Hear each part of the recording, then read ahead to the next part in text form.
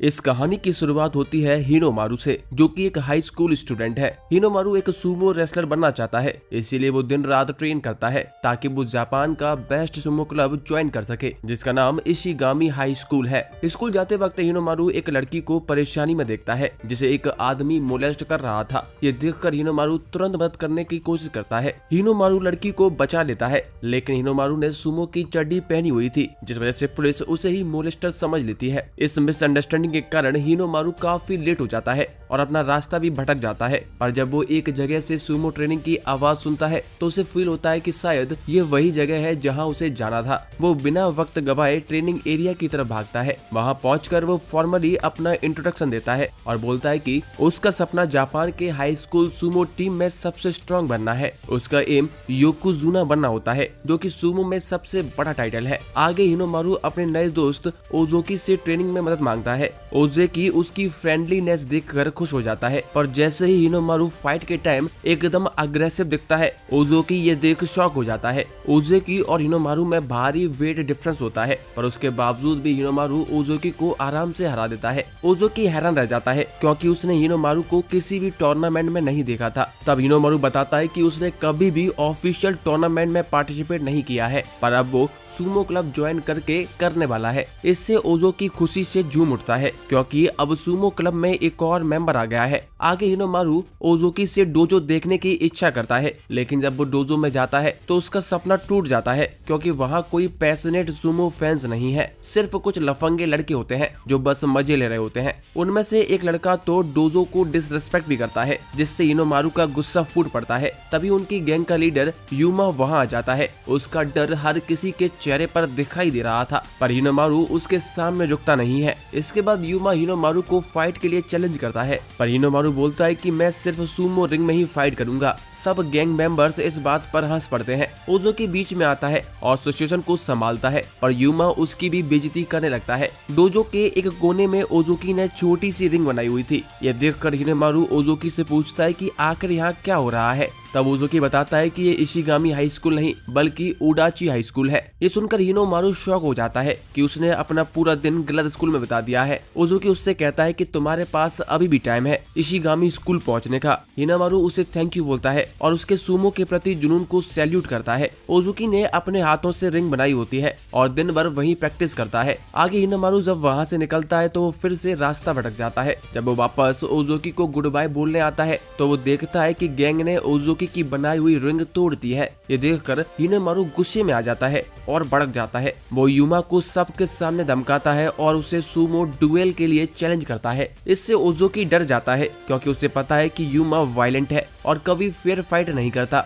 ओजोकी हिनोमारू को रोकने की कोशिश करता है और कहता है कि उसकी हाइट और बॉडी ऑफिशियल टूर्नामेंट के लिए काफी नहीं है, पर हिनोमारू उसकी नहीं सुनता है। इसके बाद ओजोकी यूमा के पास जाता है और उससे कहता है कि वो हिनोमारू को माफ कर दे और उसकी तरफ से माफी भी मांगता है। इस पर यूमा एक डील रखता है, अगर ओजोकी सूमो छोड़ दे तो वो हिनोमारू को माफ कर देगा। इस पर ओजोकी मान भी जाता है, पर तभी हिनोमारू वहाँ पर आ जाता है और कहता है कि तुम सूमो नहीं छोड़ोगे। अब यूमा अपने रूल्स को सेट करता है, अगर हिनोमारू बिना डिफेंड किए 10 मिनट से ज्यादा तक मार खाता रहता है तो वो जीत जाएगा, नहीं तो यूमा की जीत मानी जाएगी। सब लोग शॉक हो जाते हैं जब हिनोमारू इसे एक्सेप्ट करता है। अब यूमा हिनोमारू को पीटना शुरू करता है, लेकिन हिनोमारू एक बार भी नहीं हिलता। इस फाइट की खबर पूरे स्कूल में फैल जाती है। सब स्टूडेंट्स देखने आते हैं। हिनोमारू बिना डिफेंड किए 10 मिनट से ज्यादा तक मार खाता रहता है और अब टाइम खत्म होने के बाद वो यूमा के सामने ऐसे रिजेक्ट करता है जैसे कुछ हुआ ही नहीं है। ये देखकर सभी लोग हिनोमारू को चीयर करने लगते हैं। इसके बाद यूमा अपनी डिफीट एक्सेप्ट कर लेता है और डोजो ओजोकी को वापस दे देता है। अगले दिन हिनोमारू ओजोकी से कहता है कि वो टूर्नामेंट में कम्पीट करना चाहता है, और ओजोकी बोलता है कि उसके लिए उन्हें 3 और मेंबर्स चाहिए। ये सुनकर हिनोमारू कमिटमेंट लेता है और वो 3 नए मेंबर्स को रिक्रूट करेगा। अब क्लब रिक्रूटमेंट डे आता है। हिनोमारू और ओजोकी फुल जोश में सूमो क्लब का प्रमोशन करते हैं, पर उनका प्रेजेंटेशन बिल्कुल भी कैची नहीं होता। हिनोमारू ने प्रमोशन के लिए शू बनाया था, पर वो इतना बेकार था कि कोई ट्राई भी नहीं करता। तभी एक मास्क्ड लड़का आता है, उसका नाम चिहिरो कुनिशाकी है। वो सूप को बड़ा एंजॉय करता है, फिर हिनोमारू उसे क्लब ज्वाइन करने के लिए इनवाइट करता है। चिहिरो एक स्ट्रॉन्ग MMA फाइटर बनना चाहता है। चिहिरो और हिनोमारू दोनों ही फाइटिंग के लिए पैशनेट हैं और एक दूसरे की रिस्पेक्ट करते हैं। आगे चिहिरो उन्हें अपने क्लब के लिए एक इनविटेशन देता है क्योंकि सुमो क्लब में कोई नहीं आया यहाँ, इसीलिए हिनोमारू और ओजुकी उस इनविटेशन को एक्सेप्ट कर लेते हैं। जब दोनों लोग वहाँ पहुँचते हैं तो वहाँ उन्हें चिहिरो एक जबरदस्त रेसलिंग मैच खेल रहा होता है। ये देखकर हिनोमारू इम्प्रेस हो जाता है और चिहिरो को चैलेंज करता है। ओजुकी उसे रोकने की कोशिश करता है क्योंकि चिहिरो एक मार्शल आर्टिस्ट का एक्सपर्ट है, पर हिनोमारू सिर्फ सुमो रूल्स में फाइट करता है। ये देखकर चिहिरो भी फेयर फाइट के लिए बेल्ट पहन लेता है जिससे हिनोमारू को उसे पकड़ने में हेल्प मिल सके। आगे स्कूल की एक मोस्ट पॉपुलर लड़की रेना रेफरी बन जाती है। जैसे ही बेल बजती है गेम शुरू हो जाता है। चिहिरो एक फुल फोर्स से अटैक करता है पर हिनोमारू एक ही मूव में उसे गिरा देता है। इसके बाद चिहिरो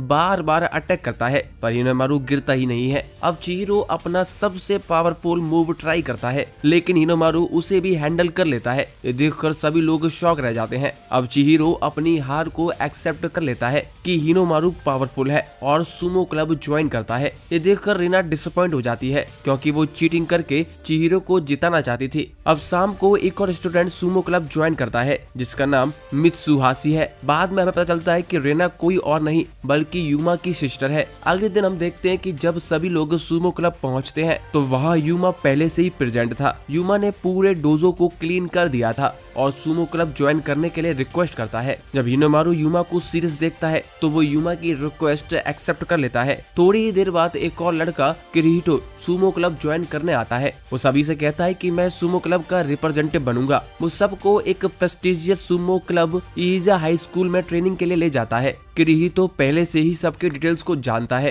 वो रिवील करता है कि उसका और हिनोमारू का पुराना कनेक्शन है। वो दोनों एक ही डोजो में पहले ट्रेन कर चुके हैं। अब ट्रेनिंग के दिन ईजा के रेसलर्स ओडाची के रेसलर्स को देखकर अंडरएस्टिमेट करते हैं पर उनमें से एक हिनोमारू को जानता है। पहले ईजा के रेसलर्स यूमा, ओजुकी और मित्सुहाशी को हरा देते हैं लेकिन चिहिरो अपनी मार्शल आर्ट स्किल से एक रेसलर को हरा देता है। तब सब नोटिस करते हैं कि हिनोमारू डोजो से गायब है। हिनोमारू एक लड़का शुन को फॉलो करता है जो उसे पहचान जाता है। वो लड़का उसे एक जिम में ले जाता है। वहाँ पर हिनोमारू की मुलाकात सोसुके कुजो से होती है। ये एक योकोजुना का बेटा है। इसके बाद हमें फ्लैशबैक दिखाया जाता है। पहले दोनों लोग एक ही डोजो में ट्रेन करते थे। तब एक गेम के दौरान सोसुको हिनोमारू को इंजर्ड कर देता है जिसके बाद सोसुको के फादर उसे डोजो में लड़ने से मना कर देते हैं क्योंकि कोई भी उसके सामने टिक नहीं पाता था। अब प्रेजेंट में हिनोमारू उसे चैलेंज करता है पर सोसुके मना कर देता है। तब शुन उसकी जगह फाइट करता है। हिनोमारू शुन को पावरफुल ग्रैब से सरप्राइज करता है। शुरुआत में तो शुन थोड़ा रेजिस्ट करता है पर आखिर में हिनोमारू की स्ट्रेंथ से हार जाता है।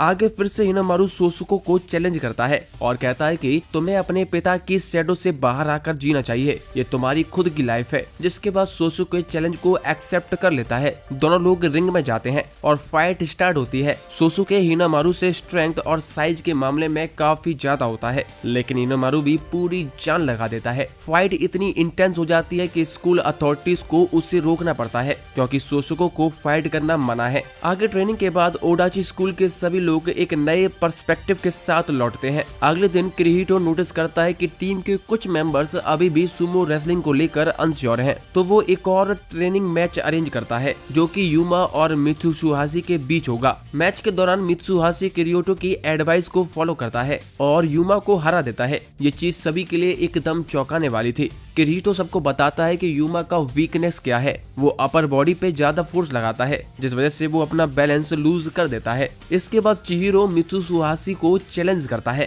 क्योंकि वो देखना चाहता था कि क्या मित्सुहाशी में कोई वीकनेस ढूंढ सकता है, पर मित्सुहाशी आसानी से चिहिरो को हरा देता है। ये देखकर सभी लोग हैरान रह जाते हैं। किरिहिटो चिहिरो को बताता है कि तुम्हें अपने फुट ट्रांजिशन पर ध्यान देना चाहिए क्योंकि तुम अपने पैर ग्राउंड पर प्रॉपरली नहीं रखते हो। अगला मैच मित्सुहाशी और ओजुकी के बीच होता है। मित्सुहाशी तुरंत लीड ले लेता है और ओजुकी के एक पैर को मजबूती से पकड़ लेता है। वो ओजुकी की मूवमेंट को नलीफाई कर देता है और आसानी से उसे ग्राउंड पर पटक देता है। किरिहिटो एक्सप्लेन करता है कि ओजुकी के पैर तो बहुत स्ट्रांग है लेकिन अपर बॉडी वीक है, इसीलिए जब मित्सुहाशी ने उसका पैर पकड़ा तो वो उसे हटा नहीं पाया। इसके बाद किरिहिटो अब हाइप क्रिएट करता है और हिनोमारू को चैलेंज करता है, यह दिखाने के लिए कि इवन एक स्ट्रांग इंसान भी गलती कर सकता है। वो हिनोमारू से इक्वल बनकर लड़ता है। किरीहितो सबको शॉक कर देता है और अपनी जबरदस्त टेक्निक से सबको इम्प्रेस करता है। किरीहितो हिनोमारू के सिग्नेचर टेक्निक का ही फायदा उठाता है और ये साबित करता है कि टेक्निक के साथ साथ स्ट्रेंथ भी उतनी ही इम्पोर्टेंट होती है। फिजिकली डिसएडवांटेज में होने के बाद भी किरीहितो हिनोमारू को नीचे गिरा देता है। ये देखकर सभी लोग हैरान रह जाते हैं। मैच के बाद हमें पता चलता है कि किरीहितो को सांस की प्रॉब्लम है, जिस वजह से वो कम्पीट नहीं कर सकता। वहीं दूसरी तरफ किरीहितो मित्सुहाशी से कहता है कि हिनोमारू ने भी उसे इंस्पायर किया था कि वो अपना नेशनल सुमो टूर्नामेंट जीतने का सपना ना छोड़े। हिनोमारू की कम हाइट के डिसएडवांटेज के बावजूद भी उसकी मेहनत और डिटर्मिनेशन सबको इंस्पायर करती है। किरीहितो और हिनोमारू की डिटर्मिनेशन को सुनकर उनके सभी टीममेट्स नेशनल टूर्नामेंट जीतने के लिए मोटिवेट हो जाते हैं और किरीहितो से हेल्प मांगते हैं। बस एक दिन की ट्रेनिंग के बाद रेना को समझ आ जाता है कि पूरा सुमो क्लब अजीबोगरीब मेथड से ट्रेनिंग कर रहा है। किरीहितो अनाउंस करता है कि उन्हें इशिगामी एकेडमी के साथ एक जॉइंट ट्रेनिंग का मौका मिला है। ये सुनकर हिनोमारू बहुत ही एक्साइटेड हो जाता है, लेकिन किरीहितो कहता है कि तुम्हारे लिए कुछ और प्लान्स हैं। आगे Sumo club Ishigami high school पहुंचता है, लेकिन किरीहितो बताता है कि चिहिरो एक एग्जाम फेल कर गया है, इसीलिए वो पार्टिसिपेट नहीं कर सकता। जैसे ही वो लोग इशिगामी डोजो पहुंचते हैं, सभी लोग वहां का सीन देखकर डर जाते हैं, क्योंकि इशिगामी स्कूल के फ्रेशर्स भी काफी स्ट्रांग होते हैं। ऊपर से जब इशिगामी सुमो क्लब का प्रेसिडेंट ओडाची क्लब के मेंबर्स को देखता है तो वो बहुत ही डिसअपॉइंट हो जाता है, क्योंकि उसे ओडाची क्लब बहुत ही वीक लग रहा था और वो उनके साथ ट्रेन भी नहीं करना चाहता है। लेकिन तभी एक बड़ा टायर घूमता हुआ सीधा ओडाची क्लब की तरफ आता है। ओजाकी उस टायर को बड़ी आसानी से रोक देता है। ये देखकर इशिगामी स्कूल के प्रेसिडेंट का मन बदल जाता है और उन्हें साथ में ट्रेनिंग करने की परमिशन दे देता है। दूसरी तरफ चिहिरो इस बात का अफसोस करता है कि वो अपने क्लासमेट्स के साथ नहीं जा सका। तभी उसे अपने डोजो में एक लड़का सोता हुआ दिखाई देता है। ये इशिगामी हाई स्कूल का स्टूडेंट है जिसका नाम जिनोसुके अराकी है। वो कहता है कि मैं हिनोमारू को ढूंढ रहा हूँ, क्योंकि मैंने उसकी स्ट्रेंथ के बारे में काफी सुना है। ये सुनकर चिहिरो प्रिटेंड करता है कि वो खुद हिनोमारू है। तब अराकी बताता है कि वो जापान के सबसे स्ट्रॉन्ग फाइटर से लड़ना चाहता है ताकि वो बेस्ट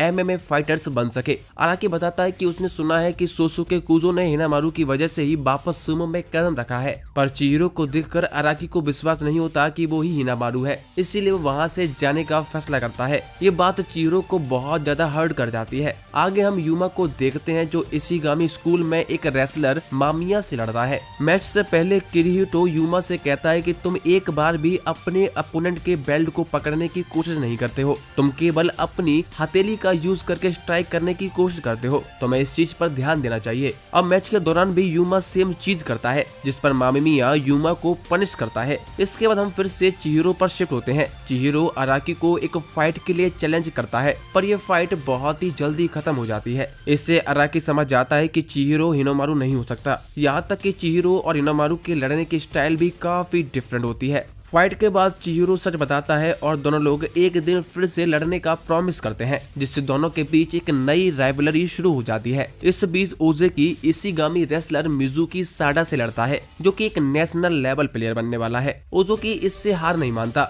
और बहुत ही मोटिवेटेड रहता है। ओज़ाकी अपना 101% देता है। मिजुकी ओज़ाकी का हाथ पकड़ता है और उसे इतना पेन देता है जैसे ओज़ाकी का हाथ टूट जाएगा, लेकिन ओज़ाकी पेन को इग्नोर करता है और मिजुकी पे चार्ज करता है, यहाँ तक कि वो मिजुकी को रिंग के एज तक ले जाता है। अनफॉर्चुनेटली मिजुकी एक जबरदस्त मूव करता है और ओज़ाकी को हरा देता है। दूसरी तरफ हिनोमारू शिबाकियामा डोजो पहुंचता है, जहां प्रो रेसलर्स ट्रेनिंग करते हैं। हिनोमारू से मिलकर डोजो मास्टर आकियो एक्साइटेड हो जाता है, क्योंकि वो एक प्रॉमिसिंग प्लेयर को ट्रेन करने वाले थे। किरीहितो उसे गारंटी देता है कि हिनोमारू टॉप तक जाएगा, लेकिन जब सब लोग हिनोमारू की हाइट देखते हैं तो सबकी एक्सपेक्टेशन नीचे गिर जाती है। पर जैसे ही हिनोमारू रिंग में एंटर करता है और डोजो के एक मेंबर से लड़ता है तो सभी लोग रह जाते हैं। हिनोमारू उस मेंबर को रिंग में घुमा देता है और सबके होश ही उड़ जाते हैं। हिनोमारू सभी से कहता है कि तुम मुझे थोड़ा सीरियस ले लो और हर मैच को और टफ बनाओ। ये देखकर आकियो और ज्यादा एक्साइटेड हो जाता है। हिनोमारू की वजह से पूरे वेन्यू का एटमॉस्फेयर चेंज हो गया है और सब रेसलर्स मोटिवेट हो जाते हैं। आगे डोजो का सबसे बेस्ट रेसलर सेनियामा एंट्री लेता है। ये एक प्रो रेसलर है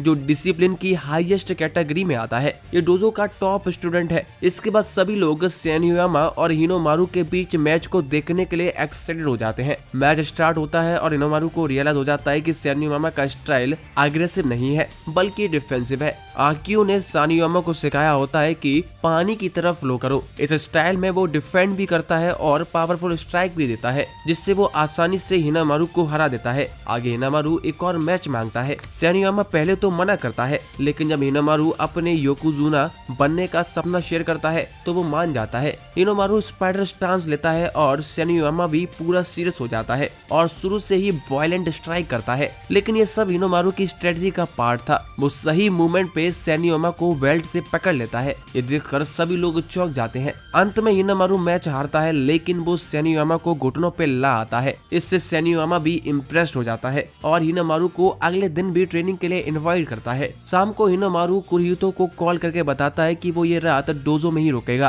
ताकि ज्यादा ट्रेनिंग कर सके। इससे कुरिहितो खुश हो जाता है। रात को जब हिनामारू ट्रेनिंग कर रहा होता है तो एक लड़की आकर हिनामारू को देखने लग जाती है। वो लड़की हिनामारू को बताती है कि वो जापान के डिफरेंट डोजोस के ट्रेनिंग को स्टडी करती है ताकि वो अपने भाई की मदद कर सके, क्योंकि उसके भाई का सपना भी योकोजुना बनने का है। तभी वहाँ पर मास्टर आकियो आ जाते हैं और हिनामारू के साथ रात को ट्रेनिंग करते हैं। वो कहते हैं कि मैंने खुद भी अपनी हाइट की वजह से कंपटीशन में स्ट्रगल किया है, इसीलिए उसने अपना सपना सानियोमा को दे दिया है। लेकिन अब मैं तुम्हारे अंदर अपने आप को देखता हूँ, इसीलिए मैं तुम्हारी हेल्प करना चाहता हूँ। अगली सुबह हमें पता चलता है कि वो लड़की का नाम साकी तानोजी है और उसका भाई कोई और नहीं बल्कि नेशनल चैंपियन शिरो तानोजी है। आगे कुछ दिन की ट्रेनिंग के बाद सभी यंग रेसलर्स प्रीलिमिनरी टूर्नामेंट के लिए रेडी होते हैं। ये चीज ओजोकी को बहुत स्ट्रेस देती है क्योंकि वो 3rd ईयर में है और ये उसका आखिरी चांस है। हिनामारू उसे इनकरेज करता है और कहता है कि लोगों के इतने मजाक बनने के बावजूद भी तुमने सुमो की आग जिंदा रखी है, ये बहुत बड़ी बात है। अब सबसे एंटीसिपेटेड दिन आ जाता है।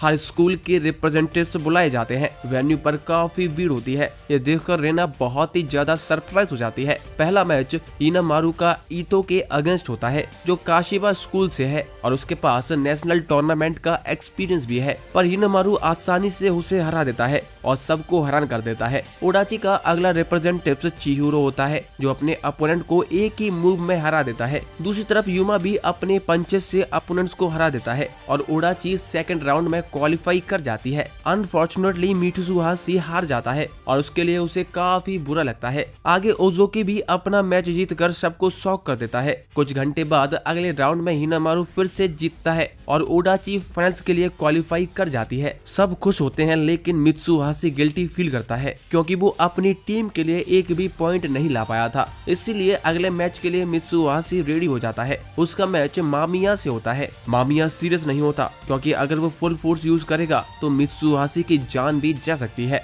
मैच शुरू होता है और मित्सुहाशी इनक्रेडिबल स्पीड से मामिया के पीछे पहुंचता है, लेकिन मामिया टाइम पे स्पिन करता है और ग्रिप से बच जाता है। हमें बताया जाता है कि मित्सुहाशी ने यह स्ट्रेटजी स्पेशली इसी मैच के लिए तैयार की थी, पर लास्ट में वो हार जाता है। अब आराकी बार बार टॉन्ट मार रहा होता है, जिससे चिहिरो को गुस्सा आ जाता है और वो रिंग में अगले मैच के लिए चला जाता है। मैच के बाद आराकी चिहिरो से कहता है कि तुम सब भूल जाओ, ये टीम कंपटीशन नहीं है, सिर्फ हम दो लोगों के बीच की बैटल है। चलो देखते हैं हम दोनों में से कौन स्ट्रॉन्गर है। दोनों ही लोग अलग स्टाइल्स फॉलो करते हैं, लेकिन अब चिहिरो बदल चुका है। उसका मिशन यहाँ पर ओडाची एकेडमी का नाम रोशन करना है। दोनों ही काफी अच्छी फाइट करते हैं और सबको अमेज भी करते हैं। चिहिरो अपने इमोशंस को कंट्रोल करके क्लियर फाइट करता है और फाइनली अराकी को हरा देता है। आगे ओडाची का नेक्स्ट रिप्रेजेंटेटिव से युमा होता है। युमा का सामना इशिगामी स्कूल के कैप्टन कानामोरी से है। आते ही कानामोरी युमा पर स्ट्राइक करना शुरू कर देता है। कानामोरी के पावरफुल स्ट्राइक्स युमा को रिंग के एज तक ले जाते हैं। अब युमा जब हार के कगार पर खड़ा था तो उसे अपना पास्ट याद आ जाता है। हमें एक फ्लैशबैक दिखाया जाता है जिसमें युमा अपने कराटे टीचर से माफी मांग रहा था कि उसने मार्शल आर्ट्स का गलत इस्तेमाल किया है, जिसके बाद वो कसम खाता है कि वो अपनी स्ट्रेंथ का गलत इस्तेमाल नहीं करेगा। जिसके बाद टीचर उसे माफ कर देती है और वापस डोजो में शामिल कर लेती है। अब हम प्रेजेंट में आते हैं। युमा परफेक्ट मूवमेंट का यूज करके काउंटर अटैक करता है और अपने पंचेस से डिस्टेंस मेंटेन करता है, क्योंकि कानामोरी को अपने साइज का काफी एडवांटेज मिल रहा होता है। कानामोरी की स्ट्रेंथ एक प्रोफेशनल रेसलर के बराबर होती है। अनफॉर्चुनेटली कानामोरी युमा का एक हाथ पकड़ लेता है और अनबीटेबल पोजीशन में उसे डाल देता है और ये मैच जीत जाता है। ओजोकी की तरह यूमा का भी ये लास्ट इंटर कॉलेज टूर्नामेंट है, इसके बाद वो भी पार्टिसिपेट नहीं कर पाएगा। अब टीम को टूर्नामेंट में जिंदा रखने की जिम्मेदारी ओजोकी के कंधों पर आ जाती है। उसका अपोनेंट सनाडा है, जो कि इशिगामी हाई स्कूल का स्टूडेंट है। सनाडा ओजोकी को डराने के लिए मैच शुरू होने से पहले एक फॉल्स स्टार्ट करता है, लेकिन ये टैक्टिक ऑडियंस को बिल्कुल पसंद नहीं आती और वो सनाडा के लिए हूटिंग करने लगते हैं। जब असली मैच स्टार्ट होता है तब ओजोकी तुरंत इनिशिएटिव लेता है। हमें एक फ्लैशबैक दिखाया जाता है कि सनाडा ने पहली बार ओजोकी को तब देखा था जब वो स्कूल यार्ड में हार्ड ट्रेनिंग कर रहा था। उस वक्त कुछ बुलीज डोजो पर कब्जा कर लेते हैं, लेकिन ओजोकी हिम्मत नहीं हारता। उस दिन से सनाडा ओजोकी की इज्जत करने लगता है। अब हम वापस प्रेजेंट में आते हैं। ओजोकी सनाडा को उठाने के लिए पूरी जी जान लगा देता है, जिस वजह से दोनों रेसलर्स रिंग के बाहर गिरते हैं, लेकिन रेफरी ओजोकी को विनर डिक्लेयर करता है। इस जीत के साथ ओडाची स्कोर बोर्ड पर इशिगामी के साथ कैचअप कर लेता है। आगे जब फाइनल फाइट अनाउंस होती है तो सब लोग एक्साइटेड हो जाते हैं। ये फाइट हिनोमारू और इशिगामी स्कूल के बेस्ट रेसलर मिजुकी के बीच है। फाइट शुरू होते ही हिनोमारू पहली बार ऐसे स्ट्राइक करता है जैसे कभी पहले नहीं किया था। ये देखकर मिजुकी भी स्माइल करता है, क्योंकि उसे आज तक कोई ऐसा अपोनेंट नहीं मिला था। वो मानता है कि हिनोमारू भी सेम फील करता होगा, लेकिन हिनोमारू प्रूव करता है कि वो ये सब मजे लेने के लिए नहीं खेल रहा है, बल्कि जीतने के लिए आया है। ये बात मिजुकी को गुस्से में ला आती है। अब मिजुकी सिर्फ अपने इक्वल अपोनेंट से फाइट नहीं करना चाहता था, बल्कि वो साबित करना चाहता था कि वो सबसे स्ट्रांग है। मिजुकी अग्रेसिवली हिनोमारू पर अटैक करता है, यहाँ तक कि कुछ अटैक तो रूल्स की लिमिट को लगभग क्रॉस ही कर देते हैं। पर हिनोमारू उसकी एक गलत पोजीशनिंग का फायदा उठा लेता है और बेल्ट पकड़कर उठाकर पटकने का ट्राई करता है, लेकिन मिजुकी आसानी से हिनोमारू को ब्लॉक कर लेता है। इसके बाद मिजुकी फुल स्पीड में आके हिनोमारू को पटकने के लिए कोशिश करता है। हिनोमारू का एक पैर भी हवा में चला जाता है। इस तरह हिनोमारू के लिए इस पल में टाइम रुक जाता है। उसके दिमाग में उसकी सारी डिफीट्स आती हैं, जिससे उसे लगने लगता है कि वो कभी भी अपने ड्रीम्स को पूरा नहीं कर पाएगा। लेकिन इसी मोमेंट में वो डिसाइड करता है कि वो अपनी फुल फिजिकल स्ट्रेंथ यूज करेगा, लेकिन गिव अप नहीं करेगा। इस तरह हिनोमारू हार से बचने के लिए अपना पूरा जोर लगा देता है, जिस वजह से उसकी आर्म चोटिल हो जाती है और इसी वजह से हिनोमारू फाइट को जल्दी खत्म करने की कोशिश करता है। वो अपनी पूरी ताकत से मिजुकी पर चार्ज करता है और कुछ ऐसे मूव्स करता है जो उसे लीड में ले आते हैं। हिनोमारू फुल पावर से मिजुकी को उठाकर पटक देता है, जिससे हिनोमारू जीत जाता है और ये देखकर सारी ऑडियंस भी एक्साइटेड हो जाती है। इस जीत के बाद पूरे ओडाची हाई स्कूल के स्टूडेंट्स इमोशनल हो जाते हैं, क्योंकि हिनोमारू की आर्म इंजर्ड हो गई थी। वहीं दूसरी तरफ मिजुकी का शोल्डर भी डिसलोकेट हो जाता है। फिर भी मिजुकी अपने टीममेट्स को दिल से सॉरी बोलता है, लेकिन कानामोरी उसे शाबाशी देता है और कहता है कि तुमने अपना बेस्ट दिया है और स्कूल का नाम रोशन किया है। अब भी कुछ स्टूडेंट्स के पास नेशनल टूर्नामेंट में पार्टिसिपेट करने का मौका है, क्योंकि इंडिविजुअल टूर्नामेंट का प्रीलिमिनरी राउंड स्टार्ट होने वाला है। इसमें ओजोकी आसानी से अपने पहले अपोनेंट को हरा देता है और सेकंड राउंड के लिए क्वालिफाई कर जाता है। हिनोमारू भी पेन होने के बाद भी अपने अपोनेंट को इजीली हरा देता है। आगे चिहिरो भी एक ही मूव में अपने अपोनेंट को हरा देता है। अगली बारी यूमा की होती है। यूमा भी अपना बेस्ट देता है और अपने अपोनेंट को पछाड़ देता है। इसके बाद अगला मैच चिहिरो और हिनोमारू का होता है। दोनों में से एक ही अगले राउंड में जा सकता है। दोनों ऐसे फाइट करते हैं जैसे दोनों पुराने दुश्मन हो। सब लोग इस फाइट की इंटेंसिटी देखकर हैरान रह जाते हैं। हिनोमारू फॉर्म देखता है और हर मूव सोच कर करता है। वो चिहिरो की हर छोटी मिस्टेक को पनिश करता है। आखिर में हिनोमारू चार्ज करता है और फाइट खत्म कर देता है, जिससे हिनोमारू अगले राउंड में चला जाता है, जहां पर उसका सामना ओजोकी से होता है। ये देखकर बाकी ओडाची स्कूल मेंबर्स आपस में बैट लगाने लगते हैं कि आखिर ओजोकी और हिनोमारू में से कौन जीतेगा। अब हमें एक और फ्लैशबैक दिखाया जाता है। ये राउंड शुरू होने से पहले हिनोमारू किरियोटो से रिक्वेस्ट करता है कि वो उसकी इंजरी के बारे में किसी को भी न बताए, क्योंकि वो अपने दोस्तों के साथ एक फेयर फाइट करना चाहता है और कोई भी उसके अगेंस्ट होल्ड बैक ना करे। प्रेजेंट में हिनोमारू और ओजोकी के बीच की फाइट पहले के मैचेस की तरह इंटेंस होती है। हिनोमारू फिर से पेन फील करने के बाद भी फुल पावर से फाइट फाइट करता है। एक इंटेंस फाइट में हिनामारू लास्ट ब्रीथ के साथ ओजुकी को हरा देता है, जिसमें ओजुकी का पैर रिंग से बाहर चला जाता है। दोनों के बीच इतनी शानदार फाइट देखकर क्राउड दोनों रेसलर्स के लिए चीयर करते हैं। दिन के एंड में हिनामारू इंडिविजुअल टूर्नामेंट में फर्स्ट प्लेस जीत लेता है। टूर्नामेंट के बाद रीना सारे ओडाची मेंबर्स को बुलाती है ताकि वो सबकी एक साथ फोटो ले सके। अगले दिन टूर्नामेंट जीतने की वजह से स्कूल में हिनामारू और उसके क्लब मेंबर्स को हीरोज की तरह वेलकम मिलता है। यहाँ तक कि स्कूल एक इवेंट तक ऑर्गेनाइज करता है। क्रियोटो भी स्कूल प्रिंसिपल से मिलकर क्लब का बजट इंप्रूव करवाता है। आफ्टरनून में क्रियोटो सबको बताता है कि सुमो मैचेस के वीडियोस सोशल मीडिया पर वायरल हो गए हैं। ये देखकर सब सोचने लग जाते हैं कि ये किसने पोस्ट किया है। हमें बताया जाता है कि ये वीडियोस उसी लड़की ने वायरल किए होते हैं जिसकी हिनामारू ने ट्रेन में हेल्प की थी। इसका नाम चिजुको होता है। वो टूर्नामेंट की फाइट्स देखकर काफी इम्प्रेस होती है। एक्चुअली चिजुको खुद क्लब में हेल्प करना चाहती है, इस वजह से सुमो क्लब के लोग उसका वेलकम करते हैं। चिजुको को क्लब ज्वाइन करते हुए देखकर रेना उससे जेलस हो जाती है और खुद भी as a assistant club join कर लेती है। स्कूल के बाद सेलिब्रेट करने के लिए सभी लोग एक रेस्टोरेंट में जाते हैं। रेस्टोरेंट ओनर्स उन सभी को एक डील देता है कि तुम लोग 90 मिनट्स में जितना ज्यादा खा सकते हो वो सब फ्री होगा। ओनर इनिशियली खुश होता है क्योंकि सब लोग जल्द ही फुल हो जाते हैं, लेकिन क्रियोटो सबको याद दिलाता है कि नेशनल टूर्नामेंट के लिए उन सभी को वेट गेन करना जरूरी है। इसके बाद सभी लोग और खाना शुरू कर देते हैं। जब टाइम खत्म होने में 5 मिनट बचे होते हैं तब सब ऑलमोस्ट गिव अप कर देते हैं, लेकिन हिनामारू अब भी खा रहा होता है कि जैसे उसका पेट बिल्कुल ही खाली है। हिनामारू को देखकर ओनर अपनी हार एक्सेप्ट कर लेता है और स्टूडेंट्स को कांग्रेचुलेट करता है। अगले दिन यूमा और ओजो की हार्ड ट्रेनिंग शुरू कर देते हैं। हमें फ्लैशबैक दिखाया जाता है जहाँ हमें पता चलता है कि क्रियोटो ने दोनों के लिए स्पेशल ट्रेनिंग प्लान की थी जिसमें दोनों लोग एक दूसरे की वीकनेस पर काम कर सके। ओजुकी को स्ट्राइक करने में प्रॉब्लम होती है जबकि यूमा को बेल्ट से ग्रैब करने में परेशानी होती है। शुरुआत में यूमा अनकंफर्टेबल फील करता है जिसे ओजुकी नोटिस कर लेता है और उसे कंप्लीट ऑनेस्ट होने को कहता है, जिस पर यूमा फाइनली कन्फेस करता है कि उसे गिल्ट है कि उसने ओजुकी के ड्रीम को छीनने की कोशिश की थी। उसकी वजह से ही ओजुकी का ये पहला और आखिरी इंटर हाई स्कूल कंपटीशन है।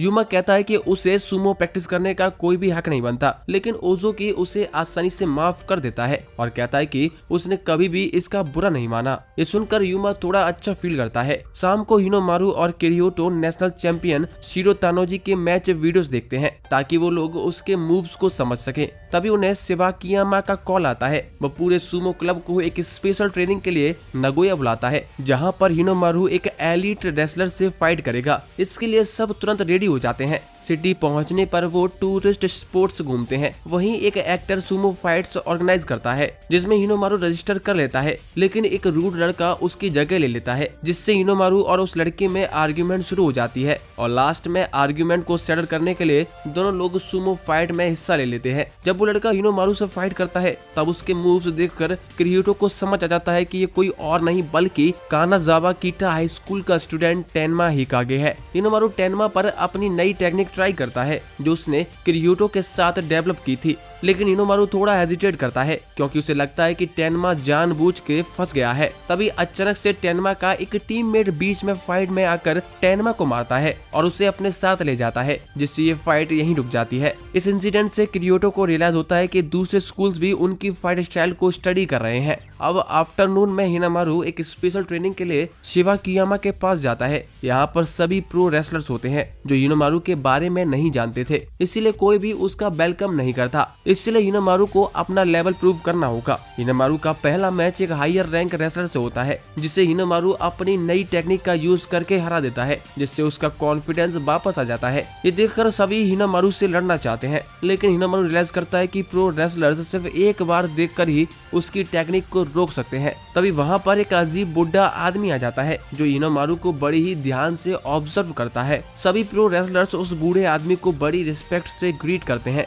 बुढ़ा आदमी हिनामारू को ट्रेनिंग के लिए एक जगह ले जाता है। हिनामारू थोड़ा नर्वस हो जाता है क्योंकि उसे लगता है कि वो किसी बड़े लेजेंड के साथ ट्रेनिंग करने वाला है। बूढ़ा आदमी हिनामारू से कहता है कि अगर तुम मेरे साथ ट्रेन करते हो तो मैं तुम्हारी टेक्निक को एक बहुत ही लीथल वेपन बना सकता हूँ, लेकिन उसके लिए तुम्हें एक हफ्ते तक मेरे साथ रहना पड़ेगा। इस पर हिनामारू तुरंत मान जाता है। हिनोमारू के साथ साथ रेना भी वहीं रुकने का फैसला करती है। इसी बात सैनोयामा चिजुको को बताता है कि वो बुढ़ा आदमी कोई और नहीं बल्कि एक्स योकोजुना टोकियो शुनकाई है। टोकियो अपने डोजो में दूसरे योकोजुना को ट्रेन करता है। तभी वहाँ पर टेन्मा आ जाता है। टेन्मा के आते ही सभी लोग उसी के बारे में बात करना शुरू कर देते हैं। टेन्मा की बॉडी भी काफी स्ट्रॉन्ग लग रही होती है। आगे हिनोमारू की ट्रेनिंग स्टार्ट हो जाती है जो कि बड़ी ही अजीब होती है। सुनकाई हिनोमारू से सिर्फ घर के काम करवाता है। पूरा दिन ये सब काम होने के बाद सुनकाई फाइनली हिनोमारू को रिंग में बुलाता है। इसी के साथ ही वो 2 और रेसलर्स को हिनोमारू के साथ लड़ने के लिए इनवाइट करता है। शुरुआत में तो हिनोमारू अपनी टेक्निक से उन्हें हरा देता है, पर बाद में दूसरे रेसलर्स हिनोमारू की टेक्निक से यूज्ड टू हो जाते हैं, जिसकी वजह से वो बड़ी आसानी से बार बार हिनोमारू को हरा देते हैं। अब शाम को दोनों रेसलर्स हिनोमारू की छोटी हाइट का मजाक उड़ाने लगते हैं। जैसे ही सुनकाई ये सुनता है उसे गुस्सा आ जाता है और वो दोनों रेसलर्स को हिनोमारू का मजाक उड़ाने के लिए डांटने लग जाता है। अगले दिन सुनकाई रेना को परेशान देखता है और एक्सप्लेन करता है कि वो हिनोमारू को ऐसे ट्रेन क्यों कर रहा है, क्योंकि वो जानता है कि हिनोमारू अपनी फ्रस्ट्रेशन को और एग्जॉस्शन को डिटर्मिनेशन में बदल सकता है, जिससे वो मेंटली और स्ट्रांग हो जाए। दूसरी ओर तेनबा भी अपनी ट्रेनिंग के दौरान कहता है कि मेरी जिंदगी का मकसद सबसे ज्यादा स्ट्रांग बनना है और मैं किसी भी इंसान को अपने रास्ते में आने नहीं दूंगा। तेनबा का भाई एक एलीट योकोजुना होता है। तेनबा हर हालत में अपने भाई की जगह लेना चाहता है। तभी वहाँ पर वही रेसलर आता है जो हिनोमारू और सुनकाई के साथ ट्रेन कर रहा होता है। इस मौके का फायदा उठाकर तेनबा रात में उस रेसलर से हिनोमारू के बारे में सब कुछ पूछने लग जाता है। दूसरी तरफ सुनकारी रेना को बताता है कि उसे हिनोमारू का फाइटिंग स्टाइल बहुत ही इंस्पायर करता है, क्योंकि वो बड़े अपोनेंट्स के सामने भी हिम्मत से लड़ता है। आगे सुनकाई रेना से कहता है कि तुम्हें देखकर ऐसा लगता है कि तुम्हें भी हिनोमारू की फाइटिंग स्टाइल बहुत पसंद है। इस सुनकर रेना थोड़ा एम्बेरस हो जाती है। अगले दिन तेनबा बिना किसी परमिशन के सुनकाई के डोजो में घुस जाता है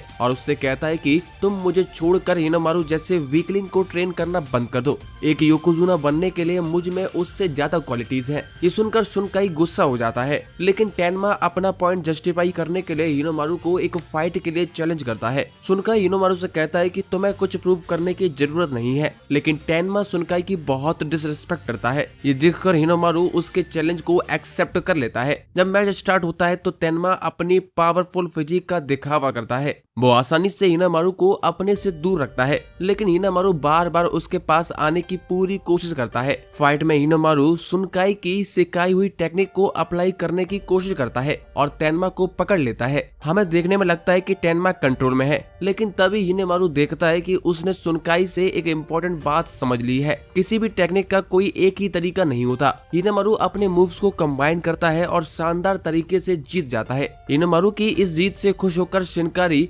शाम को हिनोमारू को सरप्राइज देता है। सुनकाई हिनोमारू से लड़ने के लिए एक रियल योकोजुना को बुलाता है। ये देखकर हिनोमारू काफी ज्यादा एक्साइटेड हो जाता है, पर जैसे ही मैच स्टार्ट होता है हिनोमारू कुछ ही सेकंड्स में हार जाता है, लेकिन ये फाइट उसकी जिंदगी को हमेशा के लिए बदल देती है। दूसरी तरफ किरीहिटो ओजुकी के अंदर सेल्फ कॉन्फिडेंस की कमी नोटिस करता है। वो ओजुकी और चिजुको को कानाजावा कीटा हाई स्कूल में प्रैक्टिस पर ले जाता है। वहाँ उनकी मुलाकात कानाजावा कीटा हाई स्कूल के कैप्टन आइजावा ओजुकी को सबके सामने बेइज्जती करता है और कहता है कि उनके पास एक रूकी टीम के अगेंस्ट खेलने का टाइम नहीं है। ये सुन के सभी लोग ओडाची स्कूल वापस आने लगते हैं, पर ओजुकी बार बार इस बारे में सोच रहा होता है और फाइनली डिसाइड करता है कि वो खुद कानाजावा कीटा हाई स्कूल का सामना करेगा। इसके बाद ओजुकी वापस भागता हुआ कानाजावा कीटा हाई स्कूल जाता है। ओजुकी डोजो में जाकर आइजावा से कहता है कि भले ही तुम एक स्ट्रॉन्ग टीम हो, पर ये टूर्नामेंट में कुछ काम नहीं आने वाली, हम लोग तुम्हें जरूर हरा देंगे। इससे दोनों के बीच एक राइवलरी शुरू हो जाती है। रात को मित्सुहाशी मास्टर साबिकियामा से कहता है कि वो किरीहिटो की भी ट्रेनिंग में मदद करे। ये सुनकर किरीहिटो शुरुआत में तो मना करता है, क्योंकि उसके पास बस 20 सेकंड ही होते हैं जिसमें वो लड़ सकता है, लेकिन मित्सुहाशी किरीहिटो से इंसिस्ट करता है और कहता है कि तुम भी सुमो से सच में प्यार करते हो और तुम्हें भी ये चांस मिलना चाहिए। ये सुनकर किरीहिटो मान जाता है और किरीहिटो और साबिकियामा आपस में ट्रेनिंग करने लगते हैं। मैच के दौरान साबिकियामा रियलाइज करता है कि किरीहिटो एक टैलेंटेड रेसलर है। वो उसके टेक्निक्स और स्ट्रेंथ की तारीफ करता है और कहता है कि उसे भी सैनोयामा के साथ ट्रेनिंग करनी चाहिए ताकि वो नेशनल टूर्नामेंट के लिए रेडी हो सके। अगले दिन सभी यंग रेसलर की ट्रेनिंग खत्म हो जाती है और वो लोग साबिकियामा और बाकी उन लोगों को जिन्होंने ट्रेनिंग में हेल्प की थी उन्हें गुड बाय बोलते हैं। अब अपने अपने घर आकर सभी लोग खुद से ट्रेनिंग में लग जाते हैं। चिहिरो भी अपनी प्राइड साइड में रखकर मिजुकी से हेल्प मांगता है। बाकी सभी लोग भी अपनी पूरी जान लगाकर ट्रेनिंग करते हैं। जब नेशनल टूर्नामेंट स्टार्ट होता है तो हिनोमारू अपनी माँ की ग्रेव पर जाता है और प्रेयर करता है। फिर सब स्टेडियम पहुंच जाते हैं। वहां का माहौल देखकर उनकी एक्साइटमेंट और ज्यादा बढ़ जाती है। हिनोमारू का पहला अपोनेंट शीडो तानोजी होता है, जो इंडिविजुअल टूर्नामेंट के सेकंड राउंड में उसका सामना करेगा। अगर हिनोमारू ये हार जाता है तो उसका हाई स्कूल योकोजुना बनने का सपना खत्म हो जाएगा।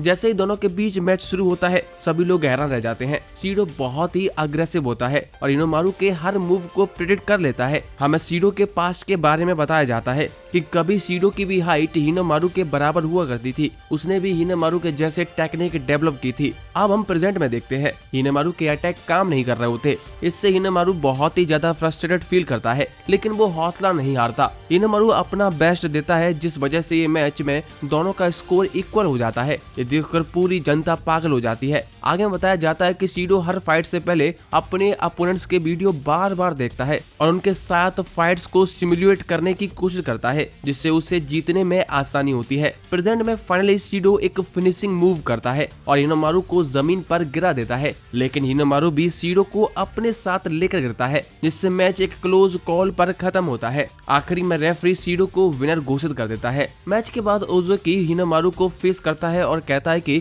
तुम झूठ बोलना बंद कर दो, मुझे पता लग चुका है कि तुम्हारे हाथ में चोट लगी हुई है। तब हिनोमारू कन्फेस करता है कि उसने टीम टूर्नामेंट को इंडिविजुअल टूर्नामेंट से ज्यादा इंपॉर्टेंस दी है, क्योंकि ये यूमा और ओज़ुकी का पहला और आखिरी टूर्नामेंट है। वो उनका ड्रीम तोड़ना नहीं चाहता है। इस पर ओज़ुकी कहता है कि अगर तुम टीम टूर्नामेंट में शीडो को हरा देते हो तो तुम्हारी रैंकिंग अब भी इम्प्रूव हो सकती है। ये सुनकर सब लोग सरप्राइज हो जाते हैं, क्योंकि इस बार टूर्नामेंट में रूल्स बदल चुके हैं। इसके बाद ओज़ुकी हिनोमारू को डॉक्टर के पास जाने के लिए कहता है। आगे ओडाची का पहला मैच आइजावा के साथ होता है। ओज़ुकी और आइजावा के बीच एक शानदार मैच होता है, लेकिन ओज़ुकी लास्ट में आइजावा को एक ही ब्लो में हरा देता है, जिससे पूरा क्राउड ओज़ुकी के लिए चीयर करने लगता है। वहीं दूसरी तरफ डॉक्टर हिनोमारू की कंडीशन देख के शॉक हो जाता है, क्योंकि हिनोमारू की चोट काफी सीरियस होती है, पर डॉक्टर अपनी पूरी कोशिश करता है जिससे हिनोमारू अगले दिन फाइट कर सके। आगे टूर्नामेंट में यूमा का सामना क्यूमी से होता है। क्यूमी इंडिविजुअल टूर्नामेंट में 4th प्लेस पर था, इसीलिए सब उसके जीतने की उम्मीद करते हैं,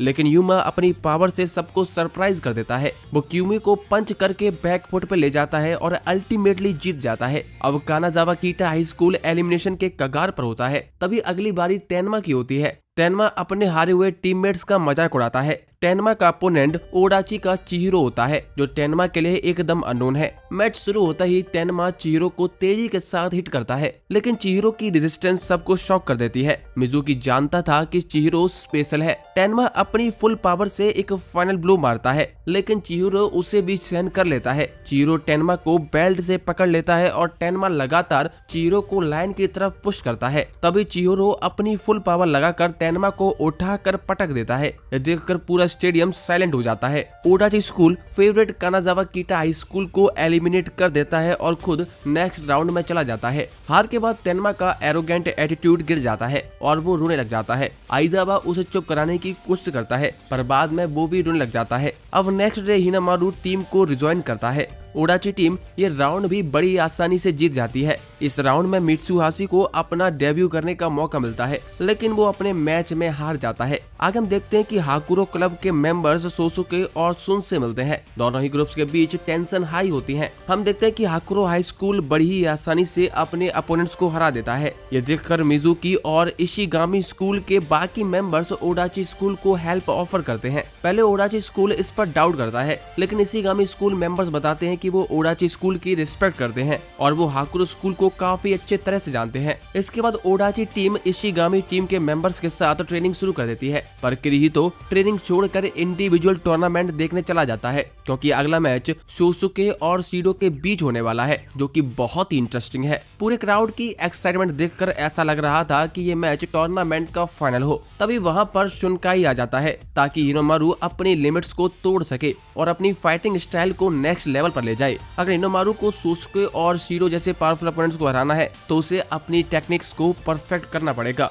और एक नया फाइटिंग स्टाइल डेवलप करना होगा। सुनकाई जानता था कि हिनोमारू की हाइट कम है, इसीलिए वो नॉर्मल सुमो स्टाइल से फाइट नहीं कर सकता और उसे अपना खुद का नया स्टाइल बनाना पड़ेगा। दूसरी तरफ हम शीरो और सोसुके की फाइट पर शिफ्ट होते हैं। हालांकि ये बस सेमीफाइनल्स होता है, लेकिन रिंग का एटमॉस्फेयर एकदम फाइनल जैसा फील हो रहा होता है। शीरो और सोसुके के बीच का मैच स्ट्रेंथ, पैशन और डिसिप्लिन को शो कर रहा था। दोनों ही अपनी फुल पावर के साथ लड़ रहे होते हैं, लेकिन उनका स्टाइल्स बिल्कुल ही अलग होता है। शीरो हिनोमारू के सामने काफी कोल्ड और कैलकुलेटेड था, लेकिन सोसुके के सामने वो एकदम बीस्ट बन जाता है। शीरो हिनोमारू के फाइटिंग स्टाइल को जानता था क्योंकि उसने हिनोमारू के काफी वीडियोस देखे थे, लेकिन उसे सोसुके के स्टाइल के बारे में कुछ भी नहीं पता था। जबकि सोसुके का फाइटिंग स्टाइल बिल्कुल अपने फादर जैसे शांत और डिटर्मिनेशन से भरा हुआ था। आगे थोड़ी देर बाद किरीहितो जिम में वापस जाता है, जहाँ पर बाकी लोग ट्रेनिंग कर रहे थे। किरीहितो अपने टीममेट्स को मैच की रिकॉर्डिंग दिखाता है। हम देखते हैं कि सोसुके और शीरो के बीच में फाइट काफी देर तक चलती है,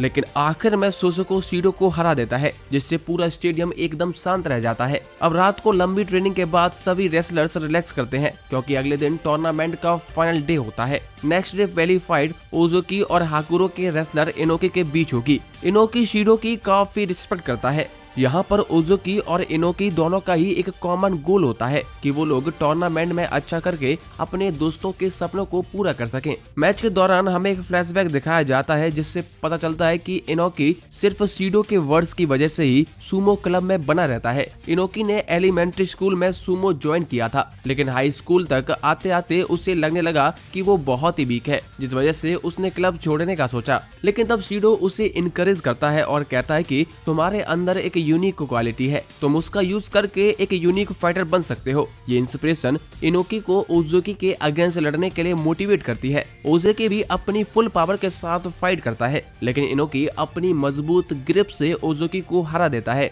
जिस वजह से हाकुरो लीड ले लेता है। ओडाची के लिए अगला मैच जीतना अब और भी ज्यादा इम्पोर्टेंट हो जाता है। हम देखते हैं कि अगला मैच मित्सुहाशी का हाकुरो के रेसलर शूटो से होता है। मित्सुहाशी शूटो को डिस्ट्रैक्ट करने के लिए कई ट्रिक्स यूज करता है, जिस कारण जजेस उसे वार्निंग देते हैं। अब मित्सुहाशी चिहिरो की एडवाइस फॉलो करता है और शूटो को इरिटेट करने लगता है। मित्सुहाशी बिना लड़े रिंग से बाहर जाने की एक्टिंग करता है। ये देखकर शूटो इरिटेट हो जाता है और उसकी तरफ आता है। तभी मित्सुहाशी शूटो को डिस्ट्रैक्ट करने के लिए उसके सामने जोर से ताली बजाता है और पलक झपकते ही शूटो के पीछे आ जाता है। मित्सुहाशी कई महीनों से इस मूव की प्रैक्टिस कर रहा था, लेकिन वो उसे कभी मैच में अप्लाई नहीं कर पाया था। आगे मित्सुहाशी शूटो को बेल्ट से पकड़कर बाहर करने की कोशिश करता है, लेकिन शूटो भी उसका बेल्ट पकड़ लेता है और दोनों रिंग के बाहर गिरने लगते हैं। मित्सुहाशी अपना 101% एफर्ट देता है ताकि शूटो उसके साथ गिर जाए। आगे रेफरी मित्सुहाशी को विनर डिक्लेयर कर देता है और ये देखकर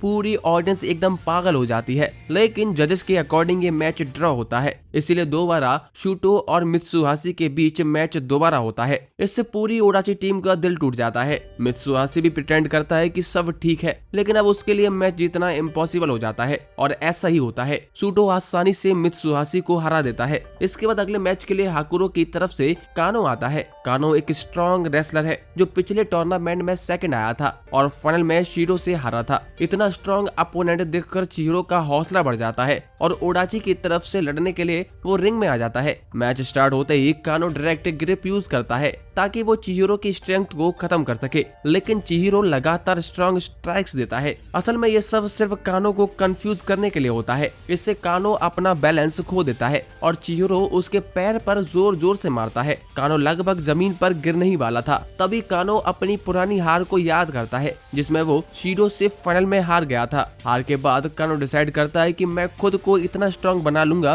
कि केवल शीरो ही मुझसे आगे हो। अब हम प्रेजेंट में आते हैं। कानो चिहिरो की बेल्ट पर ऐसी ग्रिप लगाता है जिससे चिहिरो का अटैक कमजोर हो जाता है। हम देखते हैं कि चिहिरो अब अपनी एमएमए फाइटिंग स्टाइल छोड़कर सुमो स्ट्रेटजी यूज करता है और अपनी पूरे स्ट्रेंथ से कानो को रिंग के बाहर पुश कर देता है। इस तरह चिहिरो ये मैच जीतकर ओडाची को गेम में थोड़ी वापसी करवा देता है। जब कानो रिंग से बाहर जा रहा होता है तो वो अपने नेक्स्ट टीममेट से माफी मांगता है। ये एक मंगोलियन रेसलर है जो स्पेशली इस टूर्नामेंट के लिए लाया गया है। इसके सामने ओडाची टीम का यूमा होगा। यूमा ऑलरेडी बहुत ही नर्वस है, इसीलिए हिनोमारू उसे मोटिवेट करता है और कहता है कि ये तुम्हारा मूवमेंट है। जिसके बाद यूमा डिटरमेंट होकर रिंग में चला जाता है। यूमा को देखकर वो रेसलर काफी गुस्सा हो जाता है क्योंकि उसे एक अनपॉपुलर अपोनेंट से लड़ना पड़ रहा है, लेकिन यूमा मोटिवेटेड होता है। रेसलर लगातार यूमा पर अटैक करता रहता है। हमें उस रेसलर का पास्ट सीन दिखाया जाता है। वो पहले किसी की भी रिस्पेक्ट नहीं करता था, फिर उसका सामना सीडो से होता है। सीडो उस रेसलर को बड़ी ही आसानी से फाइट में हरा देता है,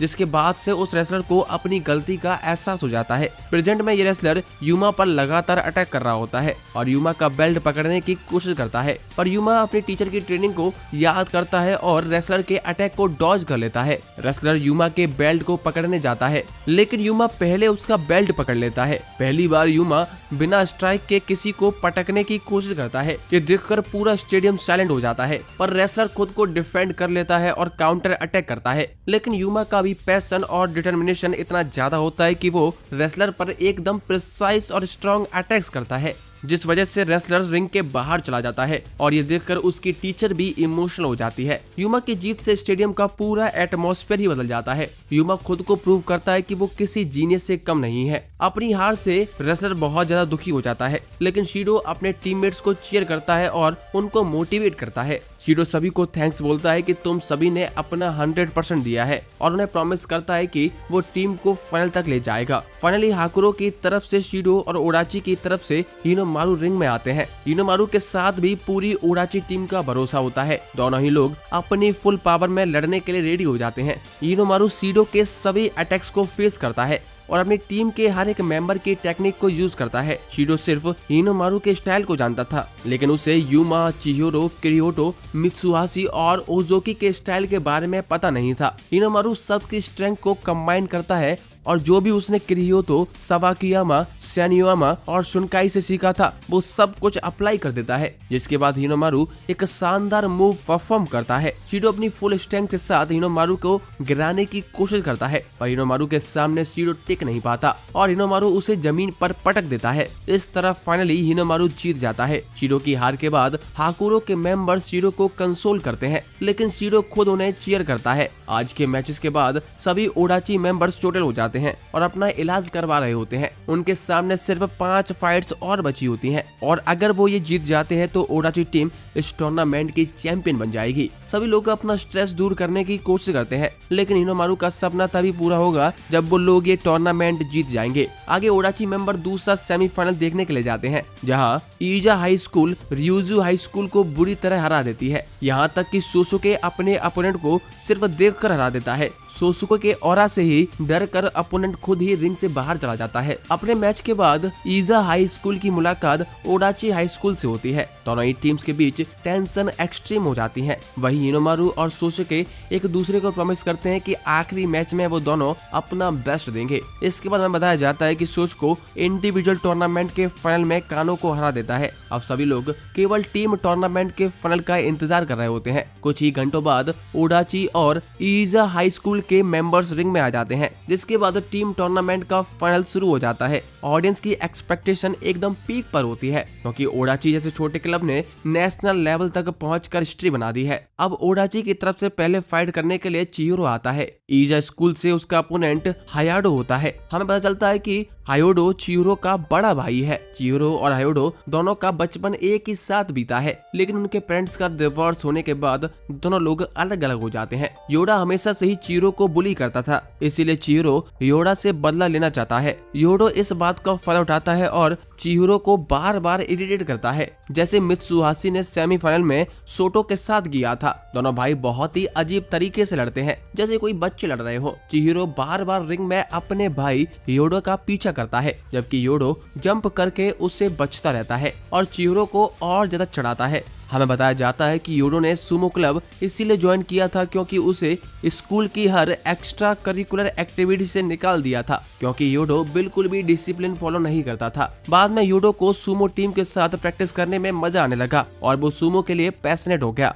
उसकी डेडिकेशन इतनी स्ट्रांग होती गई कि वो ईजा हाई स्कूल सुमो क्लब की टॉप चॉइस बन जाता है। दोनों भाई सिमिलर स्ट्रगल से गुजरे होते हैं, इसीलिए वो डिसाइड करते हैं कि वो दोनों लोग सुमो को अपने अपने तरीके से खेलेंगे। दोनों के बीच काफी इंटेंस फाइट चलती है, लेकिन अंत में चिहिरो ओलंपिक स्टाइल रेसलिंग होल्ड लगाकर यूडो को रिंग से बाहर करने की कोशिश करता है, लेकिन यूडो एंटिसिपेट कर लेता है और चिहिरो को जमीन पर पटक देता है। इस तरह यूडो ये फाइट जीत जाता है। लड़ाई के बाद दोनों लोग एक दूसरे को कांग्रेचुलेट करते हैं और इसी के साथ फाइट अगले राउंड पर चली जाती है। चिहिरो की हार के बाद किरियोटो उसे थोड़ा डांटता है, पर अब किरियोटो को ही सब ठीक करना होता है, इसीलिए सेकंड राउंड में वो खुद लड़ाई करने उतर जाता है। एक नए रेसलर को देखकर पूरा स्टेडियम एकदम शांत हो जाता है। इसके बाद हमें एक फ्लैशबैक दिखाया जाता है जहां पर किरियोटो और मित्सुहाशी के बीच बात हो रही होती है। मित्सुहाशी रिग्रेट करता है कि वो सेमीफाइनल्स में शोटो से जीत नहीं पाया था, पर किरियोटो मित्सुहाशी से माफी मांगता है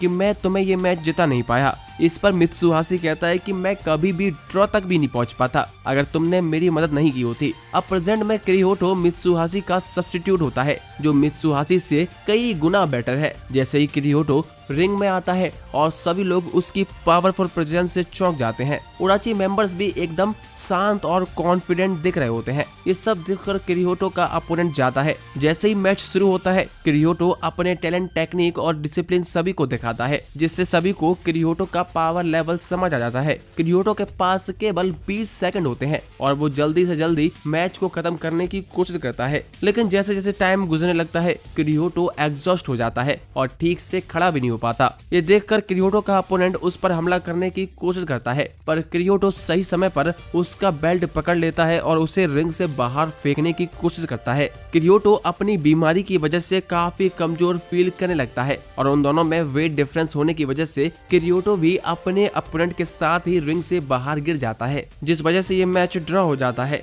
और किरियोटो को फिर से एक और मैच खेलना पड़ता है। किरियोटो की हालत पहले ही बहुत खराब हो चुकी थी और वो ठीक से खड़ा भी नहीं हो पा रहा था। इस वजह से पूरा स्टेडियम एकदम शांत हो जाता है, लेकिन किरियोटो जैसे तैसे खड़ा होता है और स्माइल करता है क्योंकि उसे रिंग में एक बार फिर से लड़ने का मौका मिल रहा है। किरियोटो के फाइटिंग पोज को ही देखकर उसका अपोनेंट घबरा जाता है। तभी अचानक से किरियोटो उस पर हमला करता है और उसे बेल्ट से पकड़कर जमीन पर पटक देता है। ये देखकर पूरा स्टेडियम किरियोटो के लिए चीयर करने लगता है। किरियोटो की ये जीत सभी को चौंका देती है, लेकिन सीडो को किरियोटो के टैलेंट के बारे में पहले से पता था क्योंकि किरियोटो एलिमेंट्री स्कूल में काफी फेमस हुआ करता था। अगली बारी यूमा की होती है। हिनोमारू यूमा को याद दिलाता है कि ये उसका लास्ट हाई स्कूल टूर्नामेंट है। ये सुनकर यूमा थोड़ा इमोशनल हो जाता है। यूमा का सामना ईजा स्कूल के कैप्टन योमोडा से होता है। जैसे ही मैच शुरू होता है, यूमा पहले ही डिस्टेंस लेकर योमोडा पर अटैक करने लगता है। यूमा लगातार अटैक करता रहता है ताकि योमोडा उसे बेल्ट से पकड़ ना सके। योमोडा और यूमा के बीच अप्रोक्स 70 केजी का डिफरेंस होता है। यूमा एक और स्ट्रॉन्ग स्ट्राइक मारता है, लेकिन योमोडा इसी का वेट कर रहा था। जैसे ही यूमा स्ट्राइक के लिए योमोडा के पास आता है, योमोडा उसका बेल्ट पकड़ लेता है। फिर भी यूमा किसी भी तरह इस सिचुएशन से निकल जाता है और एक और हिट करता है। अब यूमा योमोडा एक दूसरे के बेल्ट को पकड़ने की कोशिश कर रहे होते हैं। तभी रेफरी मैच रोक देता है क्योंकि यूमा की स्ट्राइक्स की वजह से योमोडा की नाक से खून बहने लग जाता है और यूमा भी तुरंत माफी मांगता है। तभी सोसुके रिंग के बाहर से योमोडा को मोटिवेट करता है और याद दिलाता है कि मैच अभी भी खत्म नहीं हुआ है। रेफरी फिर से मैच रिज्यूम करता है और यूमा 101% एफर्ट डालता है। इस बार योमोडा यूमा के बेल्ट को पकड़ने में कामयाब हो जाता है। वेट डिफरेंस ज्यादा होने की वजह से योमोडा यूमा को एक छोटे बच्चे की तरह उठा लेता है और रिंग से बाहर ले जाने लगता है। यूमा स्ट्रगल करते हुए रिंग में वापस पैर रख लेता है, पर जैसे ही योमोडा यूमा पर स्ट्राइक करता है तो यूमा रिंग से बाहर गिर जाता है और मैच हार जाता है। जब यूमा रिंग छोड़ता है तो रियलाइज करता है कि उसकी फाइट को देखकर पूरा स्टेडियम अब और ज्यादा एक्साइटेड हो गया है। इस टूर्नामेंट का एटमॉस्फेयर यूमा के लिए अनफॉरगेटेबल बन चुका होता है। वो डिसाइड करता है कि ये उसका लास्ट सुमो मैच नहीं होगा, वो आगे भी सुमो कंटिन्यू करेगा। ओडाची टीम केवल एक ही मैच जीत पाई होती है, जबकि ईगा स्कूल 2 मैच जीत चुका होता है। अगर ओडाची टीम एक और मैच हारती है तो वो ये टूर्नामेंट नहीं जीत पाएगी। इसलिए स्कोर बराबर की जिम्मेदारी अब ओजुकी पर आ जाती है। उसका अपोनेंट डेनियल होता है जो विरोधी स्कूल का एक एक्सपर्ट रेसलर है। डेनियल अपनी ब्यूटी के लिए पॉपुलर होता है, लेकिन उसका नेचर बहुत ही नर्म और पैशनेट है। ओज़ुकी और डेनियल दोनों ही मैच में अपना 100% देने के लिए प्रॉमिस करते हैं। मैच शुरू होते ही ओज़ुकी नोटिस करता है कि डेनियल का स्टाइल सोसुके के फादर लेजेंडरी योकोजुना यामाटो कुनी जैसा है। ओज़ुकी को लगता है कि डेनियल भी उसी तरह यामाटो कुनी का फैन है, लेकिन हमें बताया जाता है कि डेनियल जापान इसलिए शिफ्ट हुआ था ताकि वो सुमो कल्चर को क्लोजली एक्सपीरियंस कर सके।